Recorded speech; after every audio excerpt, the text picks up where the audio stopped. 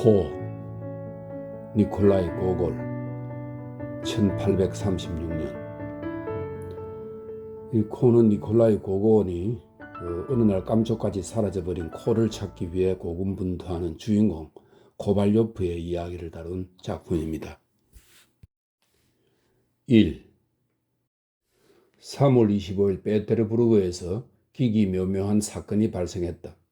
보즈네센스키 대로에 살고 있는 이발사 이반 야코블레비치 설명이 있습니다.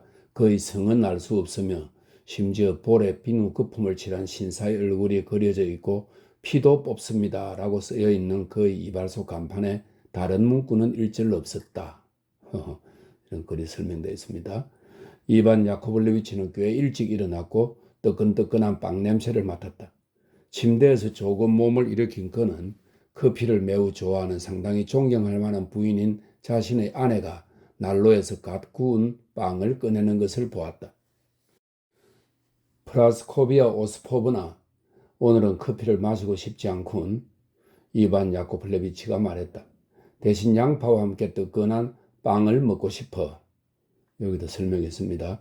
즉 자세히 말해서 이 말은 이반 야코블레비치는 이것도 저것도 모두 먹고 싶으나 프라스코비아 오시포브나가 두 가지를 한꺼번에 요구하는 변덕스러운 짓을 매우 싫어하기 때문에 빵과 커피를 동시에 요구하는 것은 가당치 않다는 것을 안다는 뜻이다. 이런 설명이 있습니다. 바보 같은 게 빵이나 먹으라지. 내겐 그 편이 좋아. 커피가 한 잔 남았잖아. 아내는 속으로 생각했다. 그러고는 빵 하나를 식탁에 던졌다. 이반 야코블레비치는 예의범절에 맞게 루바시카 위에 예복을 입고 식탁에 앉았다. 그는 빵 위에 소금을 뿌리고 양파 2개를 먹기 위해 준비해 놓고는 손에 나이프를 들고 진중한 표정을 지으며 빵을 자르기 시작했다. 빵을 2조각으로 자른 후 빵 속에서 무언가 하얀 물체를 발견했다. 이반 야코블레비치는 나이프로 살살 파들을 주워내고는 손가락으로 만져보았다. 단단한 걸. 그는 혼자 말을 했다. 도대체 이게 뭐지? 그는 손가락을 집어넣어 그 물체를 끄집어냈다. 코잖아. 이반 야코블레비치의 팔이 축 늘어졌다. 그는 눈을 비비고 다시 만져보았다. 코야, 정말 코야. 게다가 누군가 아는 사람의 코 같았다. 이반 야코블레비치의 얼굴에 공포가 어렸다. 하지만 이 공포도 그의 아내의 격분에 비하면 아무것도 아니었다. 이 짐승 같은 인간아, 도대체 어디서 코를 잘라온 거야? 그녀가 사납게 소리쳤다. 사기꾼 주정뱅이, 내가 직접 경찰에 너를 신고할 테야. 날강도 같으니라고. 너가 면도할 때마다 코가 간신히 붙어있을 정도로 세게 잡아당긴다는 말을 벌써 3사람한테나 들었다고. 그러나 이반 야코블레비치는 산 것도 죽은 것도 아닌 상태였다. 그는 이 코가 바로 수요일과 일요일마다 면도를 하는 팔등관 코발요프의 것임을 알았다. 잠깐만 프라스코비아 오스포브나, 이걸 걸레에 싸서 구석에 잠시 두었다가 나중에 버리도록 할게. 듣기 싫어. 내 집의 방 한가운데에 잘린 코를 놓아두라고. 잘 구워진 금방처럼 말라빠진 인간 같으니 한다는 게 고작 혁대의 면도기나 가는 일이고 꼭 해야 할 일은 제대로 하지도 못하면서 이 아무 쓸모없는 방탕자. 너 대신 내가 경찰서라도 끌고 가란 말이야. 에이, 이 악당 바보 천치야. 내다 버리라고. 어디든 갖다 버리라고. 그 코의 냄새도 맡기 싫단 말이야. 이반 야코블레비치는 완전히 절망했다. 그는 생각에 생각을 거듭했지만 무슨 생각을 하는지도 모를 지경이었다. 제기랄, 도대체 어떻게 이런 일이 일어날 수 있을지 모르겠군. 그는 귀 뒤를 손으로 걸쩍거린 후 드디어 입을 열었다. 내가 어제 집에 올 때 취해 있었는지 어땠는지 잘 모르겠단 말이야. 모든 상황으로 보아 이 사건은 있을 수 없는 일이야. 빵은 구워졌는데 코는 멀쩡하다니 이해할 수 없군. 이반 야코블레비치는 입을 다물었다. 경찰이 그의 집에서 코를 찾아내 그에게 죄를 물을 것이라는 생각이 들어 아연실색했다. 벌써 은실로 멋지게 술을 넣은 새빨간 옷깃과 장금이 눈에 아련거렸고 곧 온몸이 떨리기 시작했다. 마침내 그는 늑마 같은 속옷을 입고 장화를 꺼내 신고는 만만치 않은 프라스코비아 오시포브나의 훈계를 들으며 코를 걸레에 싸들고 거리로 나섰다. 그는 코를 슬그머니 어딘가에 놓아두고 싶었다. 어느 집 대문 밑에 놓거나 아니면 실수인 양 떨어뜨리고 싶어서 골목길로 들어섰다. 그런데 불행히도 아는 사람들과 마주치곤 했고 그 사람들은 어디 가나? 이렇게 일찍 어떤 사람을 면도하러 가는가 하고 물어댔기 때문에 이반 야코블레비치는 도무지 기회를 잡을 수 없었다. 한 번은 코를 뚫리는 데 성공했지만 입초 경관이 저 멀리서 극으로 그를 가리키며, 그건 삼지창 같은 무기를 이야기합니다. 극으로 그를 가리키며 무언가 떨어뜨렸어, 얼른 주워 라고 말했고, 이반 야코블레비치는 별 수 없이 코를 주워 주머니 속에 집어넣어야만 했다. 그는 절망에 빠졌다. 설상가상으로 거리에 사람들이 점점 더 많아졌고 이에 발맞추어 상점과 노점도 하나하나 문을 열기 시작했다. 그는 네바강에 코를 던져버리는 데 성공할 수도 있다는 생각이 들어 이사키예프 다리로 가야겠다고 결심했다. 그런데 내가 많은 점에서 존경할 만한 인물인 이반 야코블레비치에 대해 이제껏 한마디도 안 했다는 점에서 약간 미안한 마음이 든다. 이반 야코블레비치는 모든 러시아의 성실한 장인이 그렇듯이 무지막지한 술꾼이었다. 매일 남의 턱수염을 깎지만 정작 본인의 수염은 깎지 않았다. 이반 야코블레비치의 예복은 얼룩덜룩했는데, 그러니까 검은색이긴 한데 누런 빛이 섞인 갈색과 회색 얼룩이 잔뜩 묻어 있었고 옷깃은 반들반들 윤이 날 정도였으며 단추 3개는 떨어져 나가 실밥만 남아 있었다. 이반 야코블레비치는 대단한 냉소가였고 그래서 그런지 보통 팔등관 코발요프가 면도할 때마다 그에게 이반 야코블레비치, 자네 손에서 항상 악취가 나 라고 말하면 어째서 악취가 날까요? 라고 대답한다.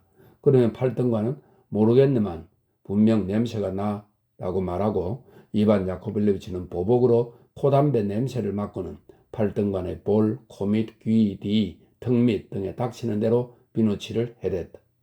바로 이 존경할 만한 시민이 이사키예프 다리에 도착했다. 그는 우선 주위를 살펴보고는 난간에 몸을 기대 물고기들이 많이 있는지 보는 척 하다가 코를 싸놓은 걸레를 몰래 던져버렸다. 단박에 심령 묵은 체정이 내려가는 것 같은 기분이었고 심지어 미소가 절로 흘러나왔다. 그는 관리의 턱수염을 깎으러 가는 대신 요리와 차라고 쓰인 카페에서 펀치 한 잔을 시킬 요량으로 발길을 돌리려는데 잠금을 차고 삼각물을 쓴 수염을 덥수룩하게 기른 점잖은 외모의 파출소장이 다리 끝에 서 있는 것이 눈에 띄었다. 그는 망연자실했다. 그러는 사이 파출소장은 손가락을 까닥거리며 말했다. 이리 좀 와보지 그래 친구. 경찰복을 알아본 이반 야코블레비치는 멀리서부터 모자를 벗고는 민첩하게 다가가서 말했다. 각하 건강하십시오. 아니 친구, 각하는 되고 다리에 서서 무슨 짓을 한 건지나 말해봐. 아, 예, 나리. 면도를 하러 가다가 물살이 센지 어쩐지 쳐다보았습니다. 거짓말을 하는군. 이런 식으로 넘어갈 것 같은가 이실직고하게. 아무 조건 없이 일주일에 2번, 아니 3번씩 면도를 해드리겠습니다. 이반 야코블레비치가 대답했다. 허허, 친구, 쓸데없는 소리 하지 마. 이미 이발사 3명이 면도를 해주면서 매우 영광으로 생각하고 있단 말이야. 그러니 저기서 무슨 짓을 했는지 순순히 말하지 그래? 이반 야코블레비치의 얼굴이 창백해졌다. 그런데 여기서부터 이 일은 완전히 안개 속에 묻혀 사건이 어떻게 진행되었는지 아무도 알 수 없게 되었다. 2. 팔등관 코발요프는 잠에서 깨어날 때면 늘상 그렇듯이 푸르르 소리를 내며 아침 일찍 일어났다. 코발요프는 기지개를 켜고 책상에 세워놓을 수 있는 작은 거울을 가져오라고 지시했다. 어제 저녁에 콧잔등에 솟아난 뾰루지가 어떻게 됐는지 보고 싶었기 때문이다. 그런데 놀랍게도 있어야 할 코는 온데간데 없고 얼굴은 그저 평평하기만 한 게 아닌가. 놀란 코발요프는 물을 가져오기 위해서 수건으로 눈을 닦아보았지만 코는 정말 보이지 않았다. 자신이 자고 있는 게 아닌지 손으로 더듬더듬 만져보았는데 꿈은 아닌 것 같았다. 팔등간 코발요프는 침대에서 벌떡 일어나 몸을 흔들어 보았지만 코는 없었다. 그는 바로 옷을 가져오게 하여 입고는 경찰부장에게 직행했다. 그가 가는 동안 도대체 이 팔등간 코발요프가 어떤 사람인지 독자들이 알 수 있도록 그에 대해 짚고 넘어갈 필요가 있다. 학력의 도움으로 받을 수 있는 팔등관이라는 칭호는 카프카스에서 받은 팔등관 칭호와는 비할 바가 못된다. 이 두 팔등관은 전혀 다르다. 학력을 얻은 팔등관은 러시아는 놀라운 나라라서 팔등관 중 어느 한 사람에 대해서도 말이라도 꺼낼라 치면 리가에서 감차트가에 산재한 모든 팔등관이 틀림없이 자기 이야기를 하는 줄로만 여긴다. 러시아의 관리들 모두 이런 반응을 보이는 것은 당연지사다. 코발료프는 카프카스에서 8등관을 받았다. 이 칭호를 받은 지 겨우 2년이 지난지라 한시도 잊은 적이 없었다. 게다가 자신의 고귀함과 풍모를 돋보이게 하려고 스스로를 8등관이 아니라 항상 소령이라 칭했다. 그는 거리에서 셔츠를 파는 아낙네와 마주칠 때면 항상 이봐 예쁘니? 라고 운을 띄운 후 이렇게 말하곤 했다. 우리 집으로 한번 오지 그래? 우리 집은 사도야바 거리에 있다네. 이곳에 코발료프 소령이 사느냐고 아무에게나 물어보면 다들 대답해 줄 걸세. 그러다 정말 예쁘기라도 하면 그는 매우 비밀스러운 분부라도 하는 듯 과장되게 코발료프 소령의 아파트가 어딘지 물어보면 돼 라고 말했다. 그러니 우리도 앞으로 그를 8등관 대신 소령이라 부르도록 하자. 소령 코발료프는 넵스키 대로를 매일 산책하는 것을 일과로 삼았다. 그의 와이셔츠 깃은 항상 매우 깨끗했고 풀을 먹여 빳빳했다. 그의 구레나룻으로 말하면 현이나 군의 청량기사, 건축가, 연대 군의관이나 다양한 경찰 업무를 보는 이들에게서 볼 수 있는 것으로 대체로 볼이 퉁퉁하고 홍조를 띠고 있을 뿐 아니라 카드놀이를 매우 잘하는 사람들이 길렀다. 이들의 구레나룻은 볼 중간을 따라 내려가다가 바로 코까지 이어지는 게 보통이다. 소령 코발료프는 수요일, 목요일, 월요일 등의 글자가 새겨진 홍옥으로 만든 인장을 많이 가지고 다녔다. 소령 코발료프는 자신의 관등에 맞는 자리를 찾아볼 요량으로 팻대를 부르고 해왔다. 만약 성공한다면 부지사 자리를 얻을 것이고 그게 안되면 유력한 관청의 회계 검사관 자리라도 얻을 생각이었다. 소령 코발료프는 결혼에 관심이 없지는 않았지만 20만 루블 정도의 지참금은 가지고 와야 받아줄 터였다.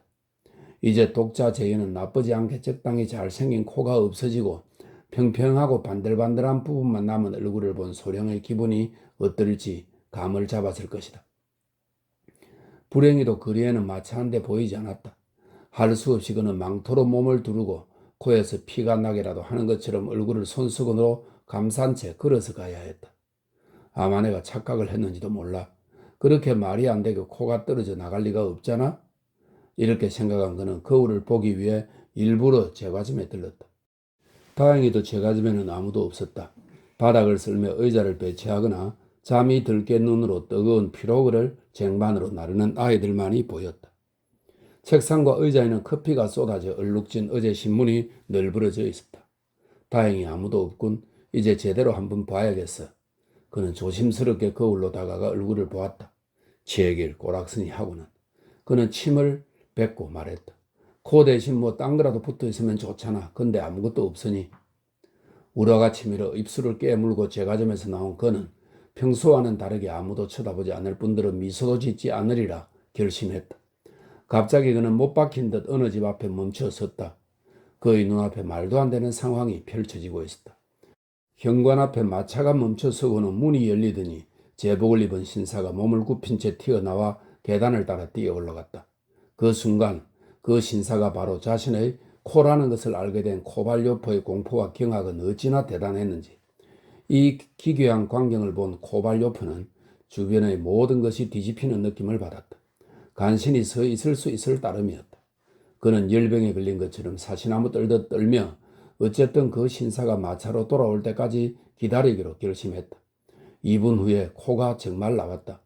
코는 커다란 깃을 높게 세운 금실로 제봉된 제복과 영양 가죽으로 만든 바지를 입고 허리에는 장금을 차고 있었다. 모자의 깃을 장식으로 보아 그가 5등 문관이라는 것을 알 수 있었다. 여러 정황으로 볼 때 그는 누군가를 방문할 모양이었다.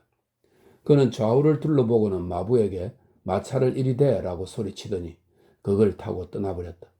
가련한 코발료프는 거의 미칠 지경이었다. 이런 기묘한 사건을 어떻게 해석해야 할지 도무지 알 수 없었다. 말이야 바른 말이지. 어제만 해도 자신의 얼굴에 붙어있어 마차를 탈 수도 걸어 다닐 수도 없던 코가 도대체 어떻게 제복을 입고 나타날 수 있단 말인가? 그는 마차를 따라 달렸다. 다행히도 마차는 얼마 안 가 카잔 성당 앞에 멈춰섰다. 그는 성당으로 서둘러 가서 눈 구멍만 2개 뚫어놓고 얼굴을 감싼 꼴이라 웃음을 자아내던 거지 노파들을 해치고 안으로 들어갔다. 교회에는 기도하는 사람이 많지는 않았다. 대부분 입구 쪽에 서 있었다. 코발료프는 기도할 만한 힘이 없을 만큼 혼란스러운 상태였기에 눈으로 구석구석을 훑으며 그 신사를 찾았다. 드디어 한쪽에 서 있는 그를 찾았다. 코는 커다란 옷깃에 얼굴을 숨기고 매우 경건한 표정으로 기도하고 있었다. 어떻게 다가가지? 코발료프는 생각했다. 제복을 보나 모자를 보나 여러 정황상 그는 5등관임에 분명해. 제 길 어떻게 해야 하는 거야? 그는 코 근처로 가서 헛기침을 했으나 코는 경건한 태도를 전혀 바꾸지 않고 공손한 자세를 유지했다. 죄송합니다만 코발료프는 하는 수 없이 힘을 내야겠다고 생각하며 말했다. 죄송합니다만 무슨 일이십니까? 코는 돌아보며 대답했다. 좀 이상한 일이 있어서 그러는데 제 생각으로는 당신이 있어야 할 자리를 아셔야 할 텐데요. 그런데 당신을 여기 교회에서 보게 되다니 동의하시겠죠? 죄송합니다만 무슨 말씀을 하시는지 이해할 수가 없군요. 좀 더 자세히 말씀해 보세요. 어떻게 설명해야 할지 코발료프는 잠시 생각하고는 힘을 모아 말하기 시작했다. 물론 저는 소령입니다. 동의하시겠지만 코 없이 다닌다는 것은 예의 범절에 어긋난 일이라고 생각됩니다. 보스크레젠스키 다리에서 껍질 벗긴 오렌지를 파는 여자 노점상이라면 코 없이 지낼 수 있다고 봅니다. 그러나 현 지사의 지위를 받을 만한 인물이 더구나 여러 부인을 잘 아는 사람인 경우에는 그렇지 않습니다. 그러니까 5등 문관 부인인 체어타료바나 다른 부인들 잘 생각해 보십시오. 전 잘 모르겠습니다만 죄송합니다만 이 문제를 의무와 명예에 관한 규칙으로 본다면 당신도 이해하실 겁니다. 아무것도 이해할 수 없군요. 코가 대답했다. 좀 더 알아듣기 쉽게 설명해 주십시오. 그러니까 귀하는 품위 있는 태도로 코발료프는 말했다. 당신 말씀을 어떻게 받아들여야 하는지 모르겠습니다. 제가 보기에 모든 문제는 명백해 보입니다만 정 당신이 그러시다면 그러니까 당신은 제 코란 말입니다. 코는 소령을 쳐다보더니 눈썹을 찌푸렸다. 귀하께서는 무언가 착각하신 것 같군요. 저는 저 자신입니다. 더구나 우리는 전혀 친밀한 관계일 리가 없는 것 같습니다. 제복의 단추를 보니 당신은 상원 아니면 사법기관에 근무하시는 것 같습니다만 저는 학술기관에 근무합니다. 이렇게 말하고 코는 돌아서서 기도를 드렸다. 코발료프는 무엇을 해야 하는지 심지어 무슨 생각을 해야 하는지도 모를 정도로 심히 당황했다. 이때 어느 부인의 옷자락 소리가 경쾌하게 들려왔다. 온통 레이스로 장식한 옷을 입은 중년 부인과 날씬한 허리에 맵시 있게 잘 어울리는 흰 드레스를 입고 생과자처럼 가벼운 다망색 모자를 쓴 가냘픈 부인이 다가왔다. 그들 뒤로 기다란 구레나룻을 기르고 한 12겹은 되어 보이는 깃을 세운 옷을 입은 키 큰 하인이 버티고 서서 담뱃값을 열었다. 코발료프는 그들 쪽으로 가까이 다가가서 만면에 미소를 띤 채 무명으로 만든 가슴 부분의 깃을 앞으로 빼고는 금줄에 매달아 놓은 인장을 보기 좋게 했다. 그런 뒤 손가락이 거의 투명해 보이는 흰 손을 이마에 대고 기도를 드리는 봄꽃처럼 날씬한 부인에게 시선을 돌렸다. 그녀의 모자 아래로 동그랗고 새하얀 턱과 이른 봄에 피어난 장미꽃을 연상시키는 볼을 본 코발료프의 미소는 더욱 환해졌다. 그러나 금세 불에 댄 사람처럼 놀라 물러섰다. 자신의 코가 없다는 것을 기억해낸 것이다. 눈물이 날 지경이었다. 그는 제복을 입은 신사에게 떼놓고 5등 문관으로 행세하는 비열한 사기꾼일 따름이 너는 아무것도 아니며 그저 내 코에 불과하다고 말할 요량으로 돌아섰다. 그러나 이미 코는 사라지고 없었다. 아마도 누군가를 방문하기 위하여 급히 떠난 게 틀림없었다. 코가 사라지다니 코발료프는 절망에 빠졌다. 그는 뒤로가 주랑 아래 잠시 멈춰 서서 혹시 코가 있나 구석구석 샅샅이 둘러보았다. 코발료프는 코가 깃을 달린 모자를 쓰고 금실로 제봉된 제복을 입고 있었다는 사실을 똑똑히 기억하고 있었다. 하지만 그의 외투가 어땠는지, 마차나 말은 무슨 색이었는지, 하인이 그를 수행하고 있었는지, 그렇다면 어떤 옷을 입고 있었는지 도무지 기억이 나지 않았다. 더구나 마차들이 매우 빠른 속도로 하도 많이 오가서 도저히 구별해낼 수 없을 뿐만 아니라 어떤 마차인지 안다 하더라도 세울 방법이 없었다. 화창하고 좋은 날씨라 그런지 넵스키 거리에는 사람이 넘쳐났다. 폴리세이스키 다리에서 아니스킨 다리에 이르는 보도에는 꽃이 쏟아져 내리는 폭포처럼 부인들이 들끓었다. 저쪽에서 코발요프가 잘 아는 7등관이 걸어가고 있었다. 코발요프는 그를 중령이라고 부르곤 했는데 그가 여러 사람과 같이 있을 경우에 특히 그렇게 불렀다. 8명이 하는 카드 놀이에서 항상 잃기만 하는 코발요프의 절친한 친구이자 상원 계장인 야르시킨도 눈에 띄었다. 카프카스에서 8등관을 얻은 소령이 자신에게 오라고 손짓하는 게 보였다. 이런 젠장, 코발요프가 말했다. 이봐 마부, 빼테르부르크 경찰청장에게 바로 가자고. 코발요프는 마차에 올라타자마자 마부에게 소리쳤다. 전속력으로 달려. 경찰청장님은 자리에 계신가? 현관으로 들어서면서 코발요프는 소리쳤다. 안 계십니다. 문지기가 대답했다. 방금 나가셨습니다. 아 불사. 이런. 문지기가 한마디 더 보탰다. 좀 전까지만 해도 계셨는데 1분만 빨리 오셨어도 만날 수 있었을 텐데요. 코발요프는 얼굴에 여전히 수군을 감싼 채 마차에 타고는 맥 빠진 목소리로 말했다. 가자. 어디로 말입니까? 마부가 물었다. 앞으로 가. 어디로요? 여긴 삼거리거든요. 오른쪽으로 가야 아니면 왼쪽으로 가요? 이 질문에 코발요프는 생각에 잠길 수밖에 없었다. 지금 상황을 고려해보면 그는 경찰청으로 가야만 했다. 이 문제가 경찰과 직접 관련이 있었으라기보다는 다른 부서보다 일 처리를 빨리 해줄 수 있는 곳이기 때문이다. 게다가 코가 자신이 근무하는 곳이라고 말한 부서의 장에게 배상을 요구하는 것은 어리석은 일이었다. 왜냐하면 조금 전에 코가 성당에서 직접 내뱉은 말로 미루어 고귀한 것에 대한 개념조차 없는 코는 코발요프와 처음 보는 사이라고 거짓말을 할 게 분명했기 때문이다.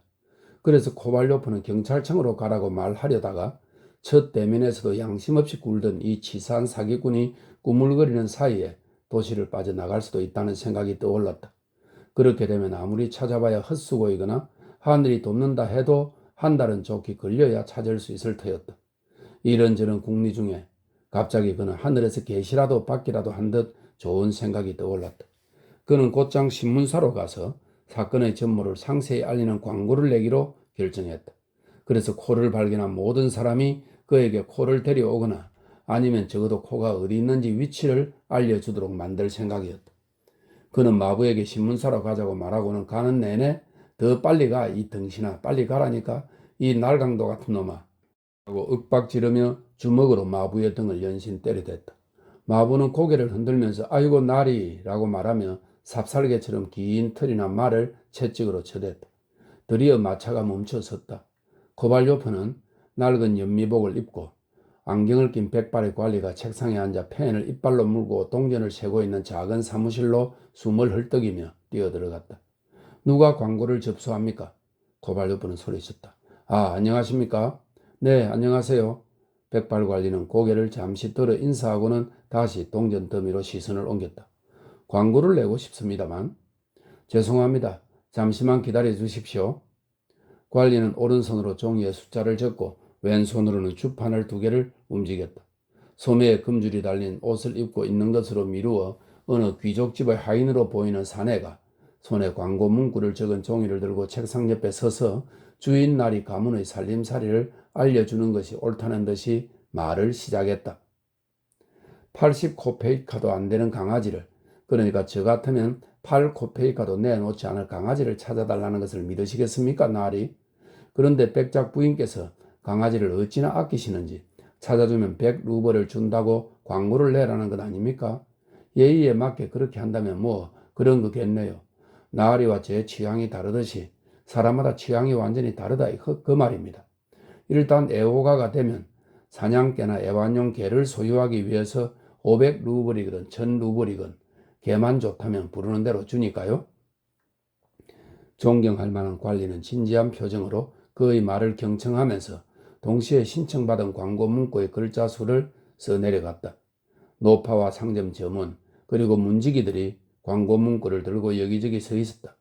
어떤 광고 문구에는 술을 마시지 않는 마부를 구한다고 쓰여 있고 다른 문구에는 1814년 파리에서 수입한 얼마 쓰지 않은 중고 마차를 판다는 내용이 적혀 있었다.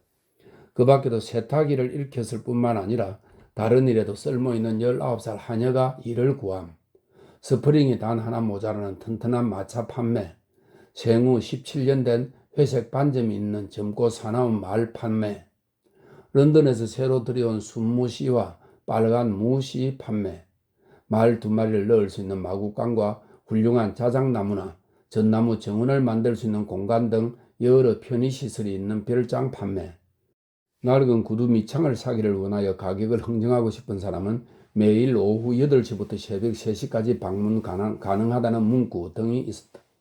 온갖 사람이 조그만 방에서 가득 들어차 있어서 실내 공기는 무척 답답했지만 8등간 코발료프는 손수건으로 얼굴을 감쌌을 뿐 아니라 코 자체도 어디에 가 있는지 모르는 상황이라 답답함을 느끼지 못했다.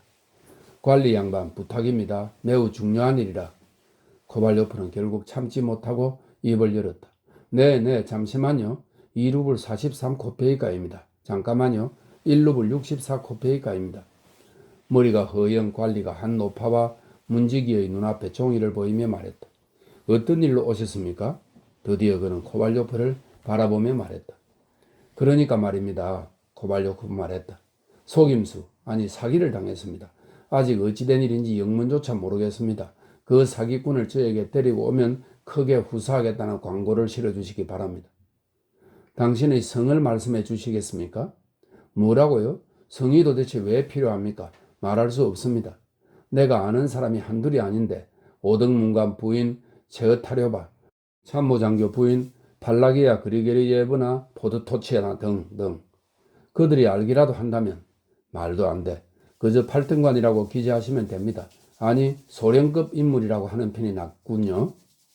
그럼 달아난 놈은 당신의 하인입니까? 하인이냐고요? 하인이 그런 사기를 칠 수 있겠소? 나한테서 달아난 것은 바로 코요. 정말 희한한 성이군. 그러니까 바로 그 코씨라는 사람이 당신 코를 강탈해 갔다 말씀이신 거죠? 코. 그러니까 그게 아니라 말입니다. 진짜 내 코가 떨어져 나가 어디로 사라졌다고요. 말도 안 되는 지랄 같은 일이 일어났다니까요. 도대체 어떻게 코가 사라졌습니까? 잘 이해가 안 됩니다. 어떻게 사라진지 저도 제대로 말씀드릴 수가 없습니다만 중요한 것은 그 코가 마차를 타고 도시 여기저기를 돌아다니며 오등문관 행세를 하고 있다는 겁니다. 그러니까 그놈을 잡은 사람은 일각의 지체 없이 나에게 데리고 오라는 광고를 실어달라는 겁니다. 당신도 아시겠지만 몸에서 가장 눈에 띄는 부분 없이 어떻게 살 수 있겠습니까? 코는 새끼 발가락 같은 게 아니란 말입니다. 새끼 발가락 점이 하나 없다 해도 신발을 신으면 아무도 모르니까요. 더구나 나는 목요일마다 오등문관 부인 체어타료바 댁을 방문합니다. 그리고 참모장교 부인 팔라게야 그레고리예브나 포드토치나를 보러 가지요. 게다가 아주 괜찮은 그녀의 딸과도 친하게 지내고 있단 말입니다. 그런데 이제 어떻게 해야 할지. 이제는 그들을 방문할 수 없다. 그런 말입니다. 관리는 입술을 꽉 다물고 생각에 잠겼다. 안 되겠습니다. 그런 광고를 신문에 실을 수는 없습니다. 아무 말 없이 한참 생각하던 관리가 마침내 입을 열었다. 어째서? 왜 그렇지요? 그러니까 이렇습니다. 신문의 평판이 떨어진다. 그런 말입니다. 만일 모든 사람이 자신의 코가 도망갔다고 광고를 내면 저희 신문이 말도 안 되는 거짓 소문을 게재한다는 소리를 들을 겁니다. 왜 이 일이 말도 안 됩니까? 전혀 비상식적이지 않습니다. 그건 당신 생각이죠. 지난주에 이런 일이 있었습니다. 당신처럼 한 관리가 와서 2루블 73코페이카의 비용이 드는 광고를 접수했습니다. 검은 털이 난 애완용 개가 달아났다는 내용이었죠. 이런 광고 문구에 별다른 게 있어 보이십니까? 그런데 그게 비방문이었던 겁니다. 애완견은 바로 어떤 기관인지 기억은 나지 않지만 그 기관의 회계사를 빗댄 거였답니다. 아니 나는 애완견이 아니라 내 코를 찾는 광고를 내달라는 거 아닙니까? 나 자신에 대해 광고를 내달라는 말입니다. 안 됩니다. 그런 광고를 실을 수는 없습니다.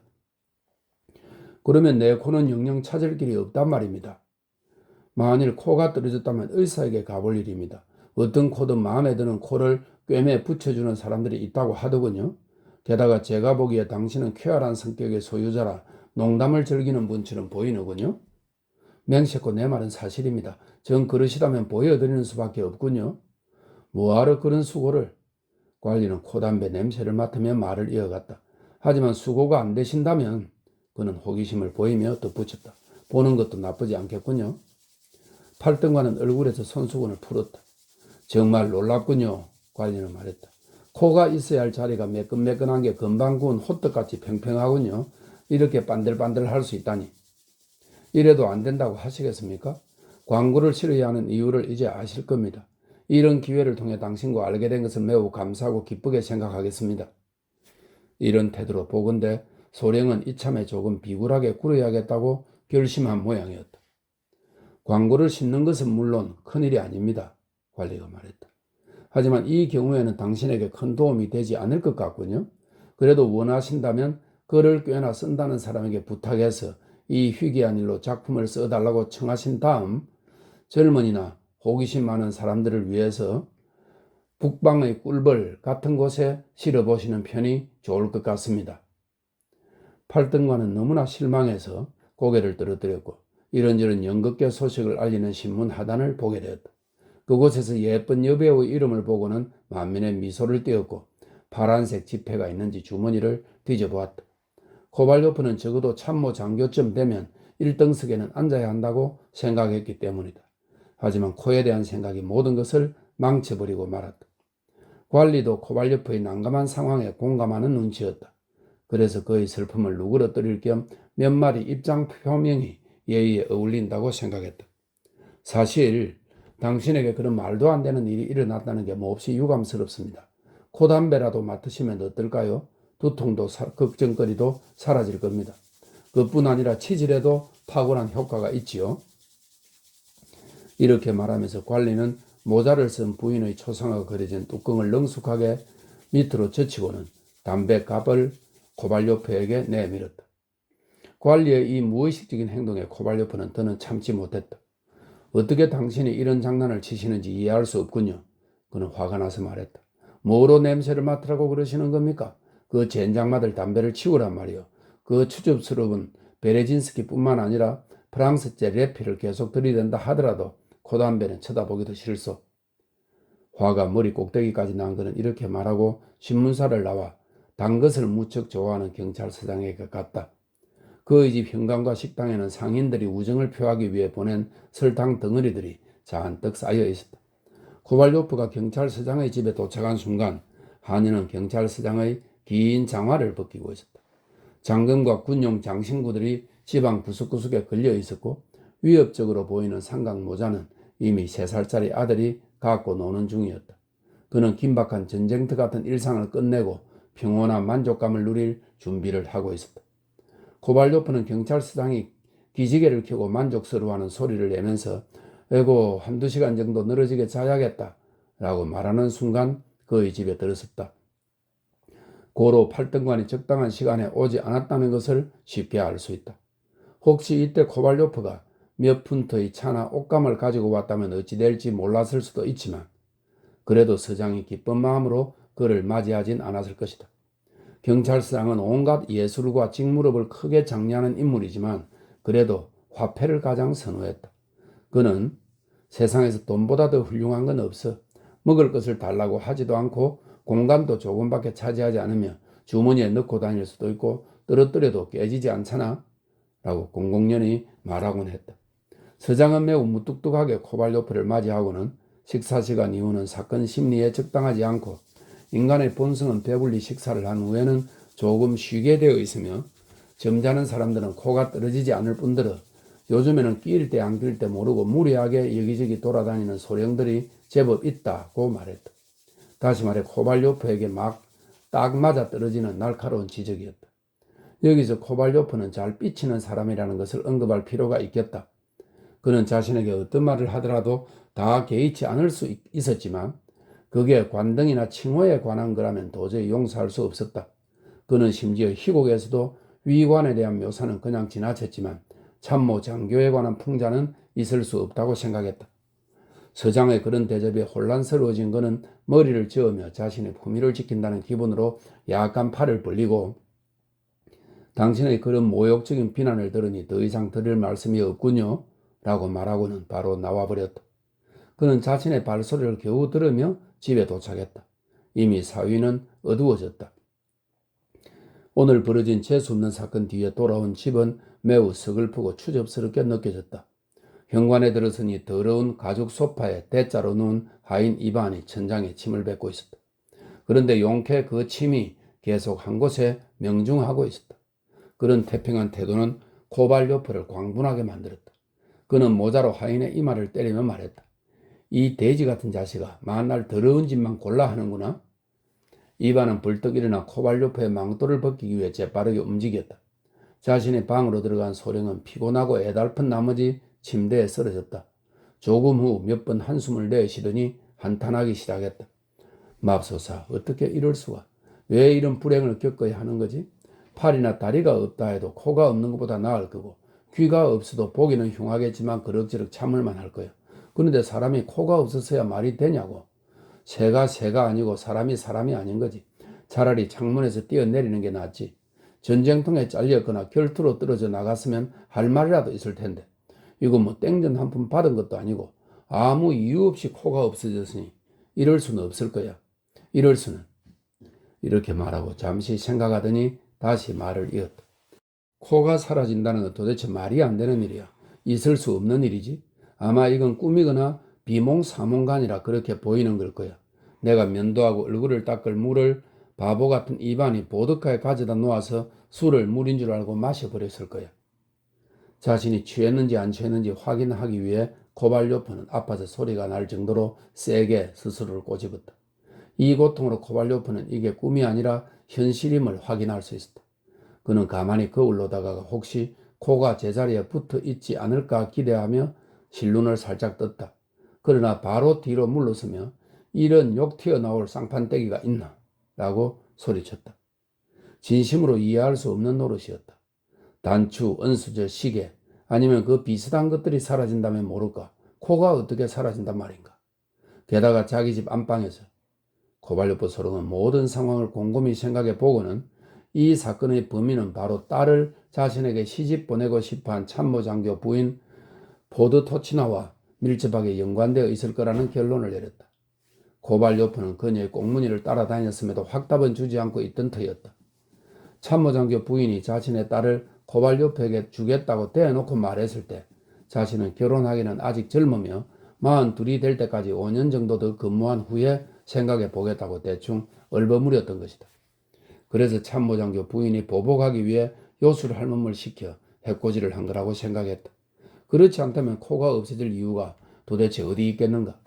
아무도 자신의 방에 들어오지 않았으며 이발사 이반 야코블레비치가 수요일에 면도를 하러 왔지만 수요일은 물론 목요일에도 온종일 코는 제대로 붙어 있었던 것이다. 이것을 코발료프는 똑똑히 기억하고 있었다. 게다가 코가 떨어져 나갔으면 고통을 느꼈어야 할 게 아닌가? 상처가 이렇게 빨리 아물어 코 있던 자리가 반들반들한 팬케이크처럼 될 수는 없는 노릇이었다. 그는 참모장교 부인을 법정에 세울 것인가? 아니면 직접 찾아가 단판을 짓고 죄상을 밝힐 것인가를 고민했다. 그의 생각은 문틈으로 들어오는 불빛 때문에 끊어졌다. 이반이 현관에서 초를 켠 모양이었다. 곧 초를 든 이반이 방을 환하게 밝히며 들어왔다. 그 순간 코발료프는 어제만 해도 코가 있던 자리를 손수건으로 황급히 가렸다.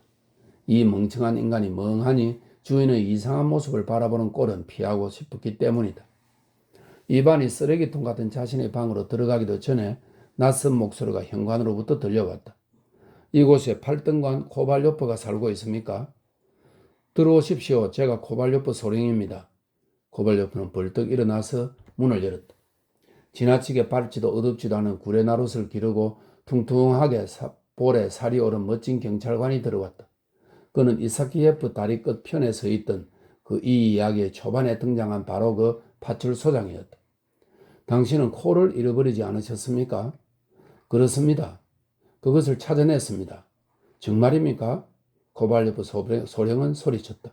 그는 기쁜 나머지 혀가 마비되는 것 같았다.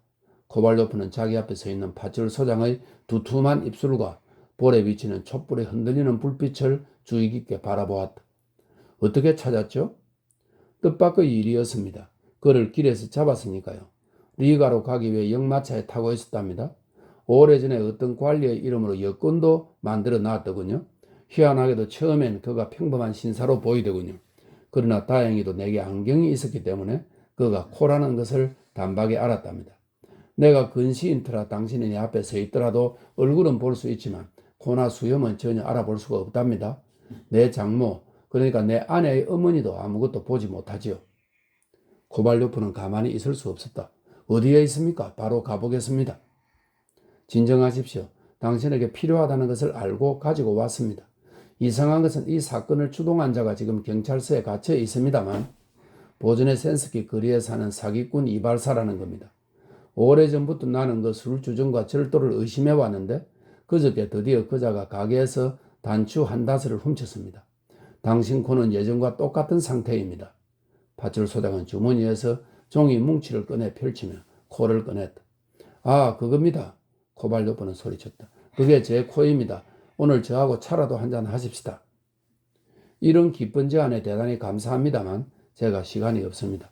형무소에 들려야 하는 터라. 그건 그렇고 요즘 물가가 엄청나게 올랐더군요.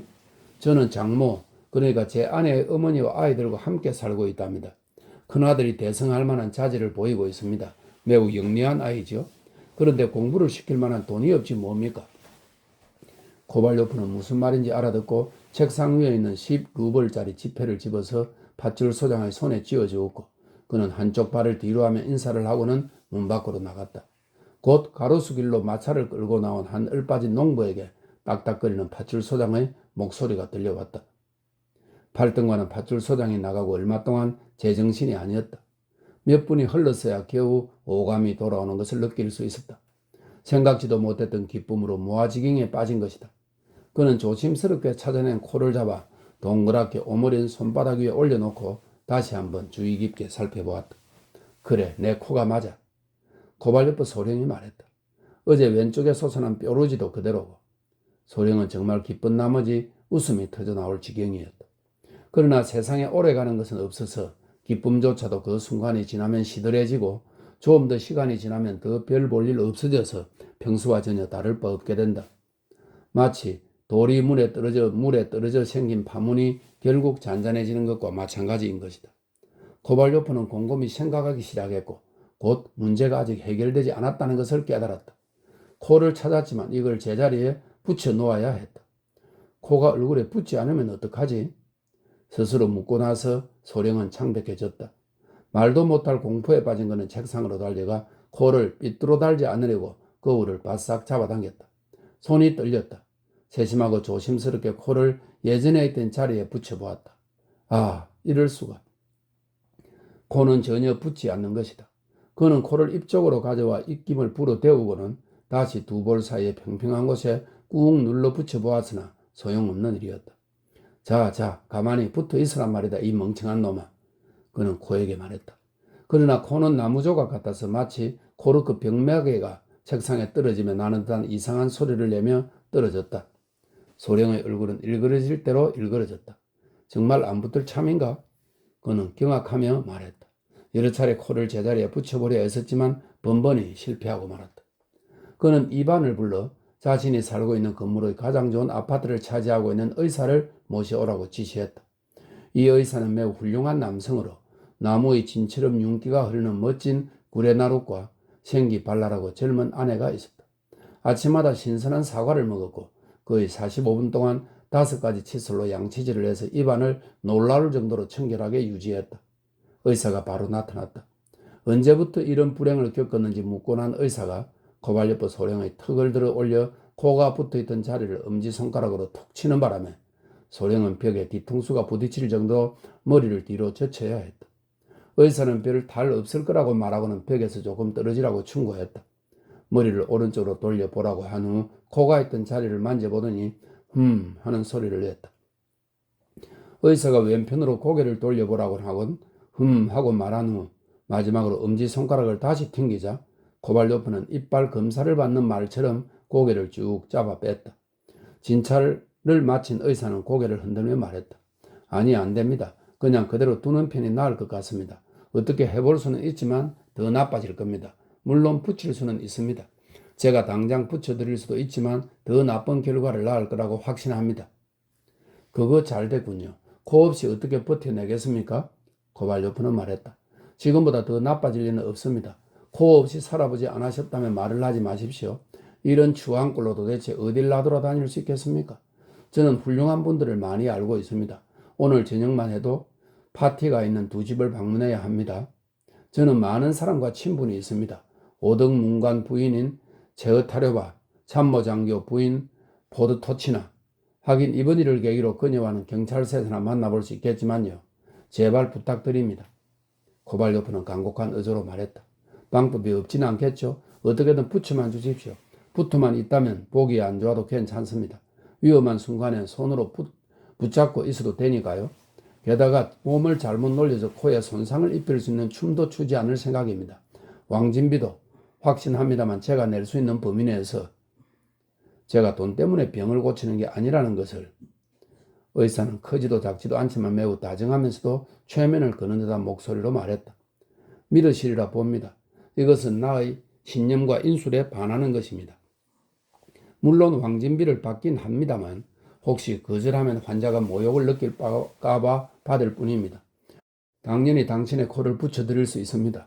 하지만 제 명예를 걸고 단호히 말씀드리자면 당신이 제 말을 귀담아 듣지 않을 경우 더 나쁜 상황으로 흐를 게 분명합니다. 지금 있는 그대로 계신 편이 훨씬 더 좋을 겁니다. 찬물로 자주 씻으십시오. 그러면 코가 없어도 있는 것처럼 건강하게 지내실 거라는 점을 확신합니다. 그리고 코는 알코올이 담긴 병에 넣어두시죠. 거기다 아주 독한 보드카 2수저와 데운 식초를 넣어두면 더 좋겠군요. 이렇게 해두시면 돈을 두둑하게 챙길 수 있을 겁니다. 지나치게 많은 돈을 요구하지 않는다면 제가 구입할 수도 있습니다. 말도 안 됩니다. 절대 팔 수 없습니다. 코발요프는 펄쩍 뛰며 소리쳤다. 그럴 바에는 차라리 없는 게 낫습니다. 실례했습니다. 의사는 작별 인사를 하며 말했다. 저는 그저 당신께 도움이 되고 싶었을 뿐입니다만 할 수 없군요. 적어도 제가 노력했다는 것은 아시겠지요? 이렇게 말하고 의사는 점잖고 위험 있는 태도로 방을 나가버렸다. 코발요프는 그의 얼굴도 제대로 볼 수 없었다. 멍한 눈에 들어온 것이라곤 검은 연미복 소매 끝으로 삐져나온 눈처럼 하얗고 깨끗한 셔츠의 소매자락 뿐이었다. 다음 날 그는 소송을 제기하기 전에 참모장교 부인에게 편지를 쓰기로 결심했다. 그녀가 마땅히 할 일을 분쟁 없이 할 생각이 있는지 알아보기 위해서였다. 편지 내용은 다음과 같았다. 친애하는 알렉산드라 그레고리예브나 부인, 당신의 기이한 행동을 이해할 수가 없습니다. 그런 행동으로는 아무것도 얻을 수 없으며 저를 당신의 영예와 결혼하게 만들 수도 없다는 것을 단언합니다. 제 코와 관련된 모든 상황을 제가 완벽히 파악하고 있다는 것을 아셔야 할 것입니다. 즉, 이 사건과 관련하여 그 누구도 아닌 당신이 주범이라는 것을 저는 잘 알고 있습니다. 코의 갑작스런 자리 이탈과 도주, 관리로의 변장, 그리고 본 모습으로의 귀환은 당신이나 당신과 유사한 행위를 하는 이들의 요술 말고는 달리 설명할 수가 없습니다. 오늘 당장 제가 언급한 코가 본래 자리를 찾지 않는다면 법의 보호에 호소할 수밖에 없음을 당신에게 사전에 알려두는 것이 제 의무라고 생각합니다. 그러나 여전히 당신에게 최대의 경의를 표함을 삼고 아래입니다. 플라톤 코발요프. 친애하는 플라톤 코발요프 씨, 당신의 편지를 보고 매우 놀랐습니다. 저는 솔직히 말씀드려서 공정하지 못한 당신의 비난을 제가 받게 되리라고는 상상도 못했습니다. 저는 당신이 말씀하신 관리를 그가 변장을 냈건 원래 모습이건 간에 집에 들인 일이 한 번도 없다는 것을 알려드리는 바입니다. 저희 집에는 사실 필립 이바노비치 포단치코프만이 왕래하셨습니다. 비록 그가 훌륭하고 진지한 품성을 지닌 뛰어난 학자로서 제 딸에게 청혼할 방법을 찾고 있지만 저는 그가 희망을 가질 만한 행동을 한 적이 없습니다. 그리고 코에 대해서 당신은 말씀하셨습니다. 그것이 제가 당신을 우롱하고 있다는 뜻으로, 다시 말해 정식으로 당신을 거절하고 있다는 의미로 이해하셔서 이렇게 말씀하시는 것이라면 매우 놀라울 따름입니다. 당신도 아시겠지만 당시 저는 정반대 의견을 가지고 있었으니까요. 당신이 이제라도 제 딸에게 정식으로 청혼하신다면 저는 당장이라도 당신을 사위로 맞을 준비가 되어 있습니다. 이는 항상 제가 바라던 바이니까요. 좋은 소식을 기다리며 이만 총총 펜을 놓겠습니다. 알렉산드라 포드토치나. 그래. 코발요프는 편지를 다 읽고 말했다. 그녀는 아무 죄가 없어. 아무렴 범죄를 저지른 사람은 편지를 이렇게 쓸 수가 없어.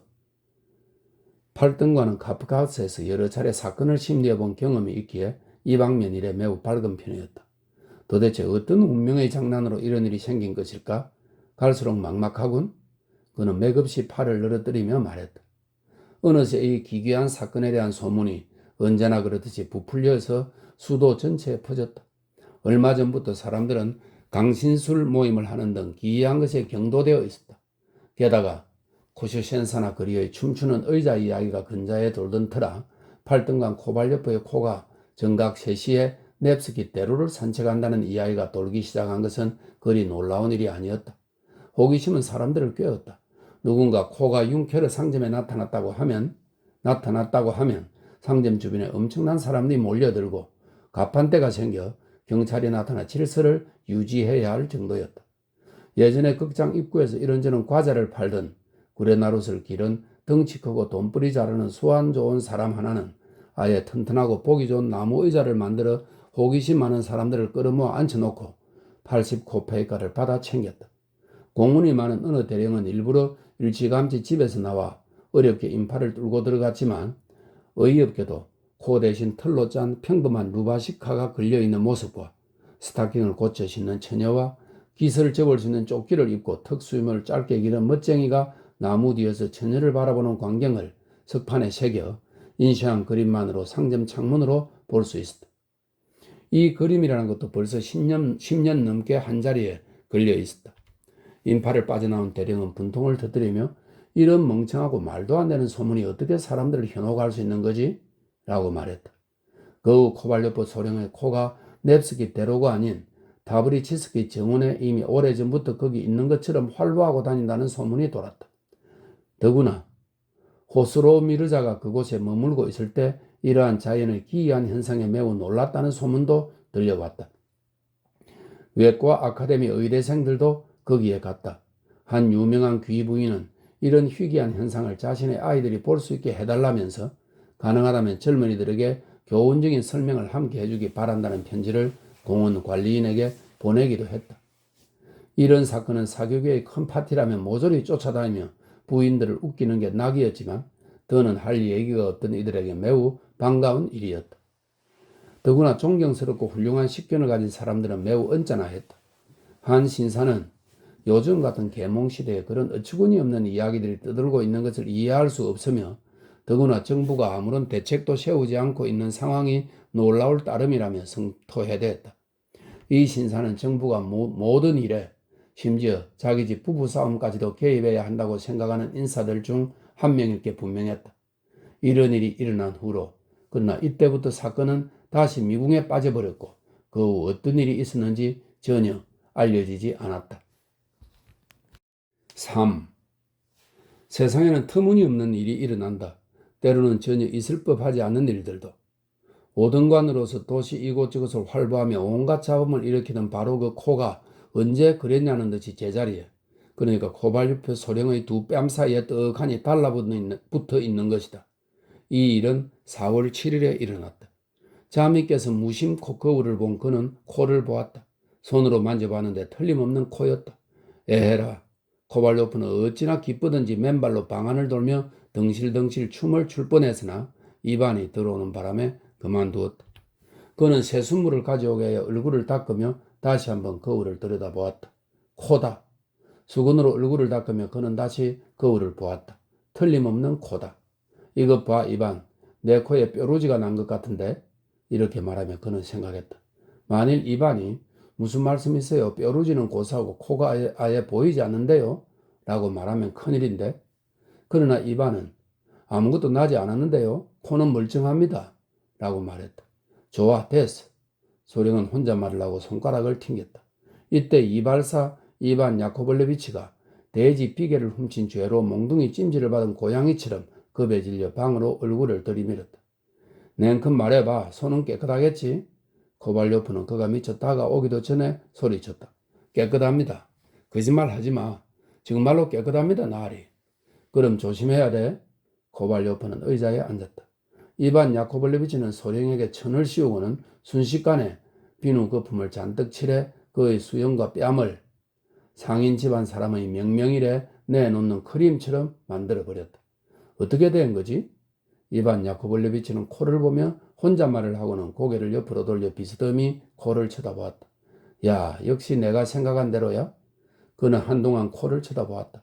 드디어 최대한 조심스럽게 가만히 코끝을 잡기 위하여 두 손가락을 펼쳐들었다.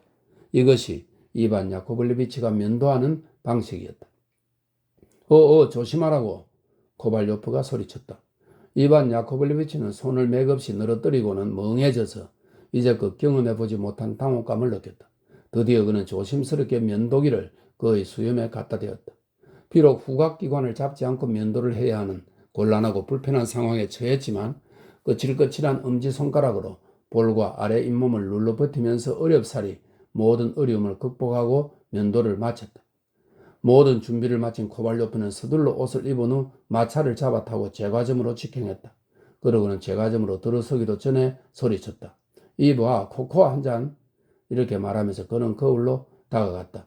코는 있군. 그는 명랑하게 뒤로 돌아서서 실눈을 뜨고 비꼬는 듯한 시선으로 군인 2명을 쳐다보았다. 그중 한 명의 코는 아무래도 조끼에 달린 단추보다 크다고 할 수 없었다. 제과점을 나온 그는 부지사 자리나 혹은 일이 잘 풀리지 않을 경우 회계 감사관 자리라도 얻을 요량으로 쫓아다닌 관청의 사무실로 출발했다. 접견실을 지나며 거울을 쳐다보았다. 역시 코가 있었다. 다음으로 그는 다른 팔등관, 즉 소령인 냉소가를 찾아갔다. 코발요프는 그의 잔소리에 난 자네를 안다니까? 그래봐야 자넨 독설가일 따름이야 라고 대꾸하곤 했다. 가는 도중에 그는 생각했다. 만일 이 친구가 나를 보고도 웃음을 터뜨리지 않는다면 있어야 할 것이 모두 제자리에 붙어 있다는 신호라고 할 수 있겠지. 팔등관은 별다른 반응이 없었다. 제기랄, 좋아. 코발요프는 속으로 생각했다. 길에서 딸과 함께 있는 참모 장교의 부인 포드 토치나를 만나서 인사를 나누었다. 그들은 환호하며 반가이 그를 맞았다. 이것으로 보아 아무 문제가 없는 게 분명했다. 그는 그들과 이야기하는 내내 일부러 두 콧구멍 속으로 꽤 오랫동안 코담배를 다져 넣으면서 속으로 중얼거렸다. 그러니까 당신들 옆편 애들은 닭대가리 같단 말씀이야.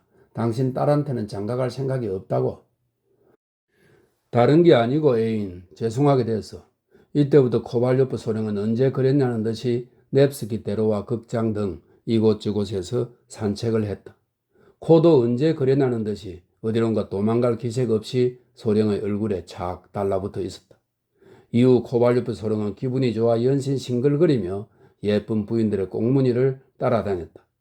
한 번은 심지어 코스틴느의 드보로의 가게 앞에 멈춰 서서 훈장용 리본을 샀는데 그는 훈장을 받아본 일이 없는 터라 이 물건을 산 이유를 도대체 알 수 없었다. 이상이 우려의 광대한 국가의 북쪽 수도에서 발생한 사건의 전모이다. 이제 와서 모든 일을 곰곰이 생각해보면 정말 믿을 수 없는 것 투성이다.